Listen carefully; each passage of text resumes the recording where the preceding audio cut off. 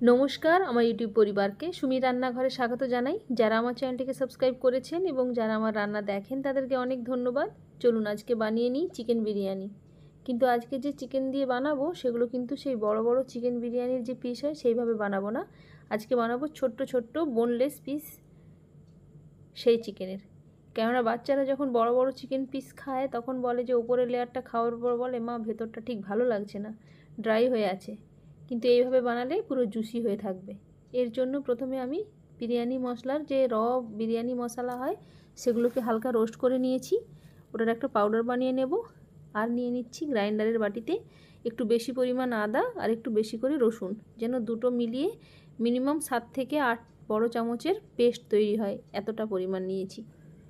এখানে চিকেন আছে 1 কিলো 200, তার মধ্যে নিয়ে নিলাম ওই পেস্ট থেকে 3 চামচ বড় চামচের, আর দিলাম 2 চামচ নুন, আর দিয়ে দিচ্ছি হাফ চামচ হলুদ গুঁড়ো, আর দেবো 1 চামচ কাশ্মীরি লঙ্কার গুঁড়ো, আর 1 চামচ যে পাউডারটা বানিয়েছিলাম বিরিয়ানি মশলা রোস্ট করে তার 1 চামচ। এবার সবগুলোকে ভালোভাবে আমি একটু মাখিয়ে নেব, সেই জন্য হাত দিয়ে ভালোভাবে মেখে নিচ্ছি। হাত দিয়ে মেখে নিলে ভালোভাবে মিক্সও হয়ে যায় মশলার সাথে চিকেনগুলো। এটাকে ভালো করে মাখিয়ে নেওয়ার পর ওটাকে 1 ঘন্টার জন্য আমি ফ্রিজে রেখে দিচ্ছি।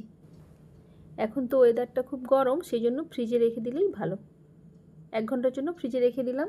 তারপর একটা ফ্রাইং প্যান নিয়ে ওর মধ্যে 2 চামচ রিফাইন অয়েল নিয়ে ওটাকে ভালো করে গরম করে আমি আলুগুলো দিয়ে দিচ্ছি। বিরিয়ানিটা ঠিক আলু ছাড়া মানায় না। আলুগুলোকে ভালো করে 2 দিক লাল লাল করে ভেজে নেব। একটু ভালো করে ভাজা হয়ে যাওয়ার পর ওর মধ্যে দিয়ে দিলাম বড় গ্লাসের 1 গ্লাস জল, যেহেতু আলুটা সেদ্ধ হবে। আর দিয়ে দিলাম 2 চামচ নুন, আর দেব হাফ চামচ হলুদ গুঁড়ো, 1 চামচ কাশ্মীরি লঙ্কার গুঁড়ো, আর দেব 1 চামচ বিরিয়ানি মশলা। দিয়ে ওটাকে ঢাকনা দিয়ে ভালোভাবে সেদ্ধ হতে দেব, আলুটা যাতে একদম সফট হয়ে যায়। যখন ওটা ভালোভাবে সেদ্ধ হচ্ছে ততক্ষণ আমি চালটা ভিজিয়ে নিলাম। এখানে 750 গ্রাম চাল নিয়েছিলাম, ওটাকে জল দিয়ে ভালো করে ধুয়ে ভিজিয়ে নিয়েছি। আর আলুটাও আমার সেদ্ধ হয়ে গেছে, ভাজা তো হয়েই গেছিলো, সেদ্ধও হয়ে গেছে। এবার আবার একটা কড়াইতে নিয়ে নিলাম 4 চামচ রিফাইন অয়েল, তাতে দিয়ে দিলাম কিছু গোটা গরম মশলা, আর দিয়ে দিচ্ছি পেঁয়াজ কুচি। এটা বেরেস্তা ভাজার জন্য এখানে আমি 3টে পেঁয়াজ নিয়েছি।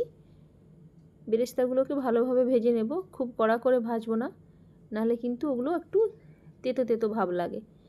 ঠিক এরকমভাবে করে তুলে নিতে হবে।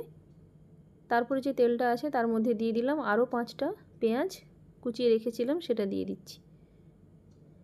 ভালো করে পেঁয়াজটাকে ভালো করে ভেজে নেওয়ার পর ওর মধ্যে দিয়ে দেব যে আরও যে একটু আদা রসুনের পেস্ট আমি রেখেছিলাম প্রথমে, তার 3 চামচ আদা রসুনের পেস্ট। দুটোকে একটু ভেজে নিতে হবে, কিন্তু খুব কড়া করে ভাজবো না, একদম মোটামুটি মিডিয়াম হাফ ভাজা হবে। তারপরে আমি ম্যারিনেট করা চিকেনটা দিয়ে দিচ্ছি। এবার সবগুলোকে ভালো করে কিছুক্ষণ ধরে কষিয়ে নিতে হবে, যাতে চিকেনটাও একটু ভালোভাবে ওই মশলার সাথে ভালো করে ভাজা ভাজা হয়ে যায়।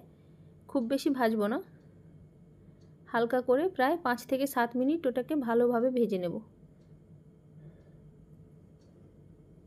ভাজা হয়ে যাওয়ার পর ওর উপরে টমেটো দিয়ে ঢাকনা দিয়ে দেব। 7 থেকে 8 মিনিট ঢাকনা দেওয়ার পর ঢাকনাটা খুলে নিয়ে ওটাকে আবার ভালো করে কিছুক্ষণ কষিয়ে নিতে হবে, যাতে চিকেনটাও ভালোভাবে সফট হয়ে যায়। আসলে ওই যে চিকেনকে যেভাবে ম্যারিনেট করে বিরিয়ানি হয় ওটা আমি একটু অ্যাভয়েড করি, কারণ বাড়িতে বাচ্চারা খায় তো। আর এখন যা দিনকাল এসেছে, নানা রকম জিনিসের নানা রকম দেখে দেখে আমি এইভাবে আগে ভালো করে চিকেনটাকে কষিয়ে নিই, তারপর বানাই।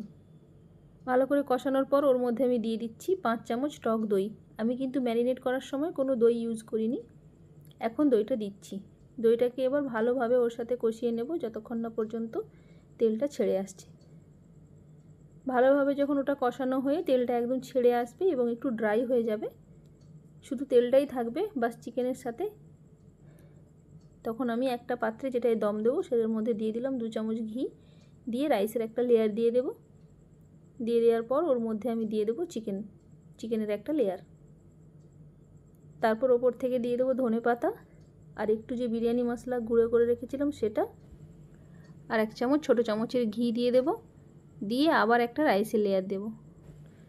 রাইসটা দিয়ে ভালোভাবে কভার করার পর আবার একটা চিকেনের লেয়ার দেব।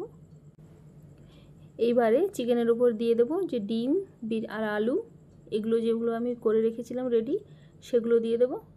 তারপর আবার একটা রাইসের লেয়ার দেওয়ার পর এবার ওপর থেকে ধনেপাতা, বেরেস্তা, ঘি আর ওই যে বিরিয়ানি মশলার একটু গুঁড়ো করে রেখেছিলাম ওটা, আর দেবো ওপর থেকে দুধে ভেজানো কেশর।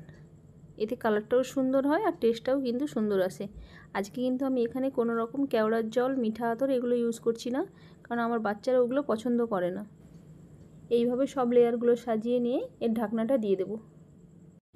এই পাত্রটার ঢাকনাটা এত সুন্দরভাবে পটে যায় যে এখানে আর আটা দিয়ে কোনোভাবে ঘেরতে হবে না।